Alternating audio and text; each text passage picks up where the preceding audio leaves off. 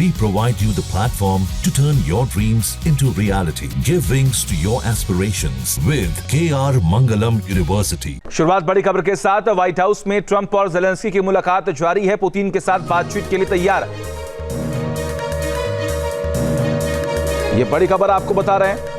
Zelensky की तरफ से इस बात का जिक्र किया गया। उम्मीद है आज शांति का रास्ता निकलेगा। ट्रंप ने इस बात पर जोर दिया, ये हमारी आखिरी मुलाकात नहीं है। ट्रंप ने इस बात पर भी जोर दिया। उन्होंने कहा कि मैंने 6 युद्ध रोके, लेकिन ये सबसे कठिन है। मुझे विश्वास है कि इस युद्ध को भी मैं रोक सकता हूं। लोग मारे जा रहे हैं, मैं इसे रोकना चाहता हूं। ट्रंप ने इस बात पर भी जोर दिया। Speaking of news, I got a question for you. This sounds insane for me even to ask this, but do you think the American media really doesn't even want a peace deal because they've been so critical of you every step of the way as you lead the charge for peace? It's an amazing phenomenon. I said that if in the settlement you got Moscow, St. Petersburg, and thousands of miles around them, they would say I made a bad deal.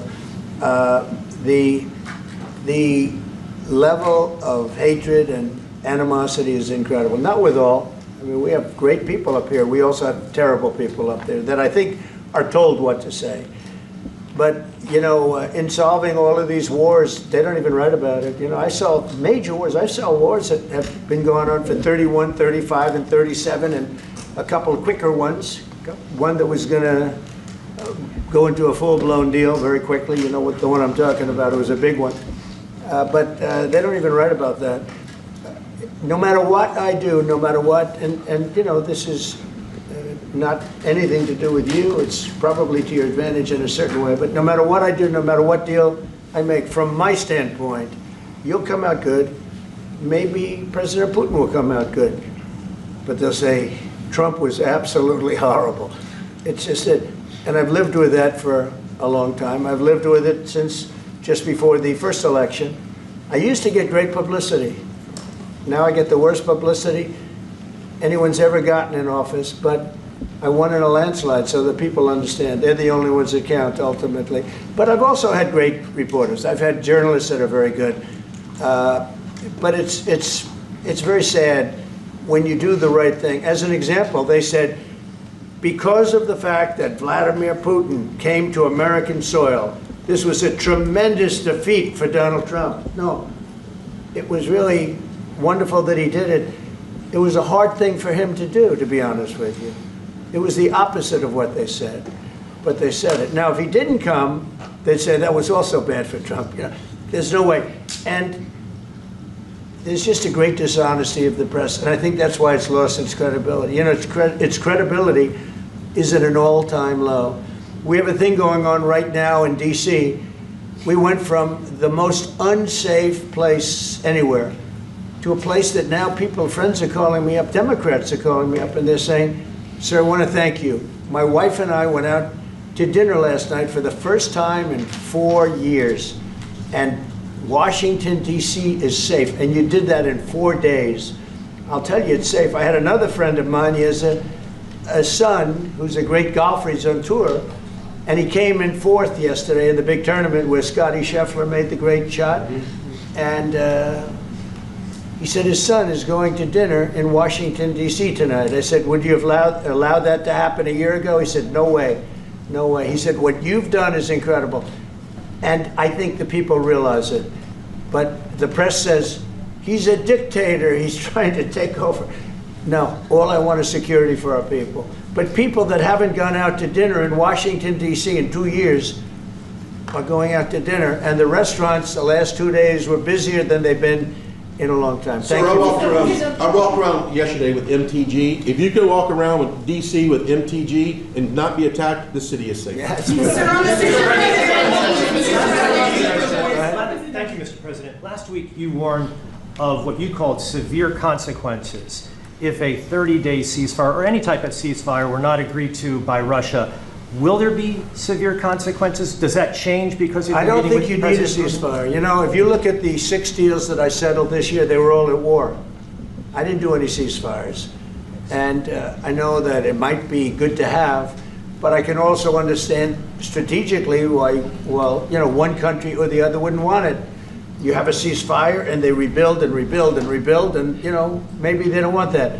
But if you look at the 6 deals that we made peace and you know, long-term, long-running wars, I didn't do any ceasefires.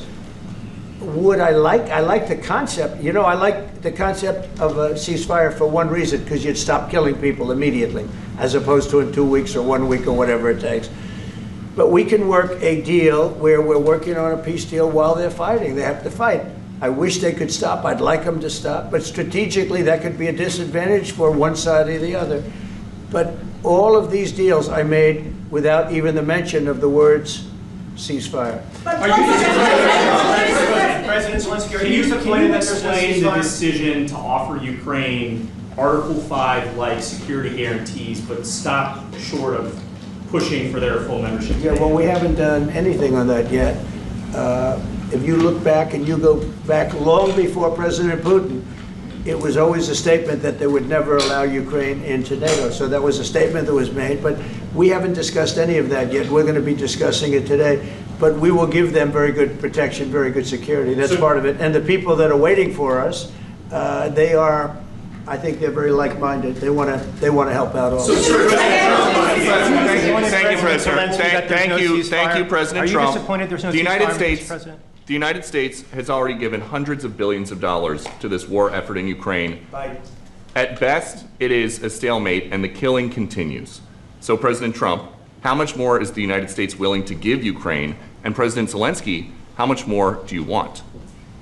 Well, I'll start off just by saying we're not giving anything now. We're selling weapons. This is something before, I guess the number is well over $300 billion. That was under Joe Biden, a corrupt politician, not a smart man, never was. By the way, go back 40 years, he was not a smart man 40 years ago either, but now he's in particular bad. This was done by a corrupt administration that shouldn't have been in, and frankly, if the right results of the election were given, if I were president, this war would have never taken place, and he would have been very happy, because he would have liked to have seen. I mean, they went through hell. He went through hell. This war would have never happened, and the people that were killed, a couple of million people, a lot of people with soldiers and everything else, and the people that have been displaced and forced into other areas and other countries because of what's happened, none of that would have happened. And I'm just saying that he was a horrible president, whether it was the borders or this. He was just a horrible, corrupt president. Mr. President, you want to I can. Thank you so much. So first of all, we have possibility now to buy weapon from the United States. We are thankful for this program and this opportunity. We are thankful for Europe. They pay for this, and through NATO program, for example, Pearl and etc. We have some programs where we can have some money to finance this, and this is a part. I think it's not a part for the war and to defend us. It also will be a part for security guarantees, to strengthen our army, to rearm Ukrainian army. This is very, very important. And it depends how much money we need to rearm. For example, the question of air defense, we spoke about it with President Trump, and I'm happy that we have now bilateral decisions and we work on it with production, American production. Nobody in Europe has so many air defense like Patriots, for example. We need it very much, and this is also about defending. I think the good news, we make the best military equipment in the world by far. You mentioned the Patriots. How good are they? Systems. We have systems, they're literally 100% foolproof. And it's really like shooting two bullets, you know, two bullets hitting each other in the air in a space like this. The chances, 100%. It's 99 to 100%. So we sell the equipment to NATO. And NATO does what, I don't know what the arrangement is that you have with, but I know that they want you to have the equipment. And we're getting the best equipment in the world, but they pay us for the equipment. Under Biden, it was just crazy what was going on. I believe the number is over 300. I think it could be $350 billion worth of equipment and money and everything else. And we've made more progress in settling this war in the last 2 months than they made in 4 years. This should have been settled a long time ago, but it should have never happened. Yeah, please. Real quickly, you pushed out on social media. Brian, go first. You pushed out on social media about doing away with mail-in ballots. and potentially electronic voting machines. Can you expand on that and how important Well, that is? that's a very off-topic, just really quickly. Mail-in ballots are corrupt. Mail-in ballots, you can never have a real democracy with mail-in ballots.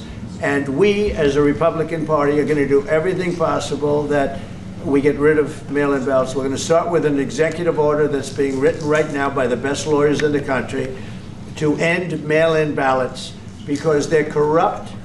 And you know that we're the only country in the world, I believe, I may be wrong, but just about the only country in the world that uses them because of what's happened. Massive fraud all over the place. The other thing we want change are the machines.